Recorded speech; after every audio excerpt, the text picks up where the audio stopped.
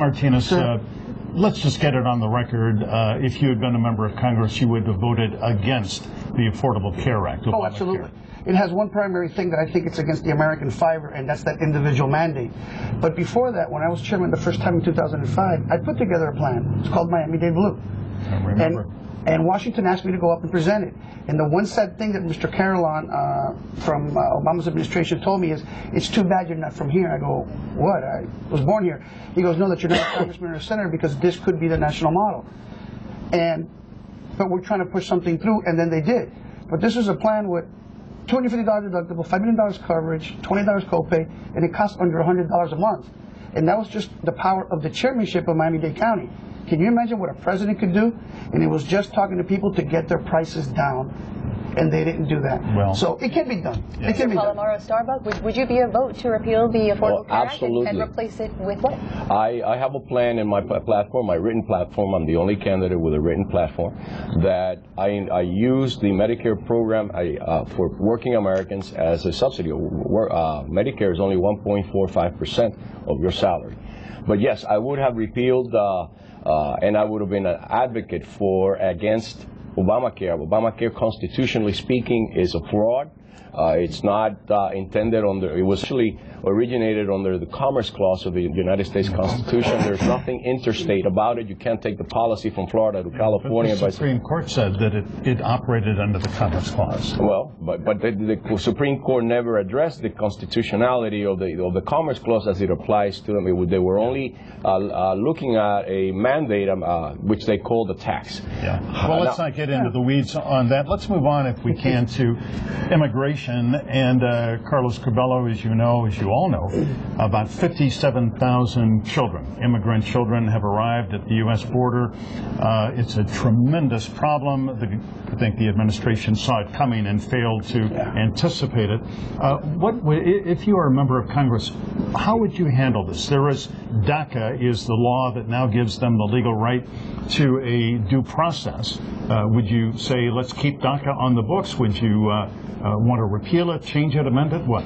Michael, with regards to these children, as a school board member, I know just how big of a crisis this is and what it costs and the toll it takes on our community. So these children, we have to recognize that they're victims, but we have to send them back delicately and with the dignity that they deserve to their home countries. After a hearing before a immigration judge? There should be basic due process, but the end should be to reunite all these children with their families in their home countries. If we do otherwise, we're going to send a message that is only going to invite more children. A lot of these children, some of them probably die on the way here. It's a dangerous journey. It would be bad for our country, and it would be bad for them. So I support sending a strong message that even though these children are victims, that we have to have sympathy for them. We must reunite them with their families in their home countries. They cannot stay. Do you agree with that? Right now, they've set up this rocket docket to try to get deportation hearings going. A lot of them don't have attorneys or access to I think the Republican Party is on the right stand here. I have personal stories about what I experienced in Southern California when I was stopped by 15 Border Patrol agents that should have been on the border. But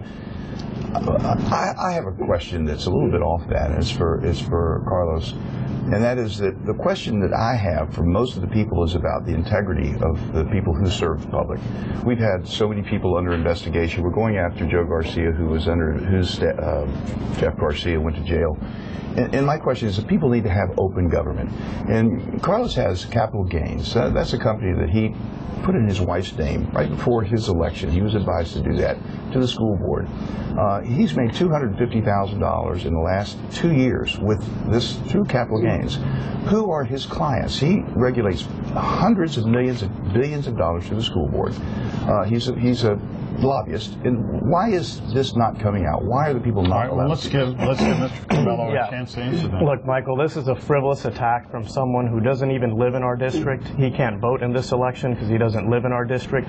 He's a supporter of John Kerry's campaign for president, donated money to John Kerry, and he's attacking my Republican credentials.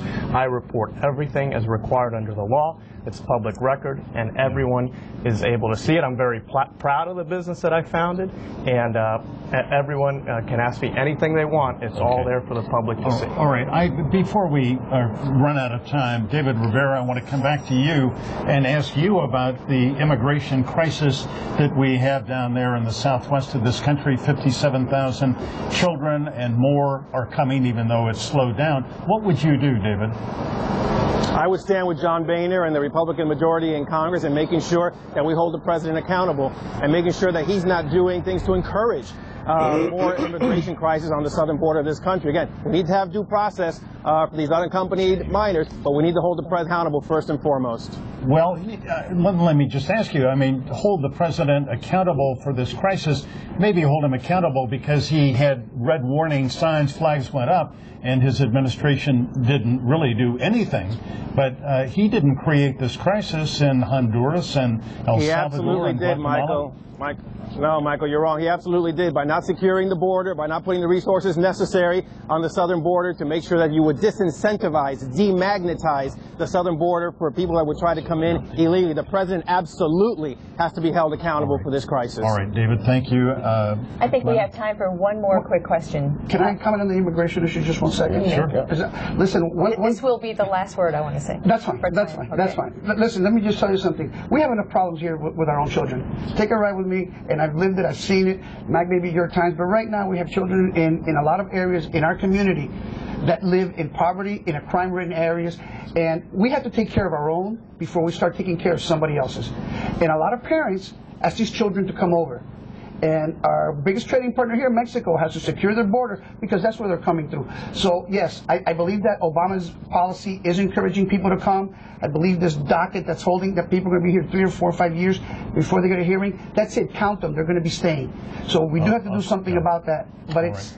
Well, gentlemen, I wish we had more time because we have only begun to scratch the surface. But just want to thank you all, and I want to thank David Rivera for joining us this morning. David, you can go back and talk to your constituents, or hopefully your possible voters there. I appreciate it. Sometimes I feel like the Maytag repairman out here, but I hope more voters will come out and keep me company. I've got a feeling that 4 people at this table are going to join you later today. All right. Thank you, gentlemen. We will absolutely continue this conversation on the news as well. And next up, the only in South Florida news of the week, we are mixing it up on the roundtable. Stay with us.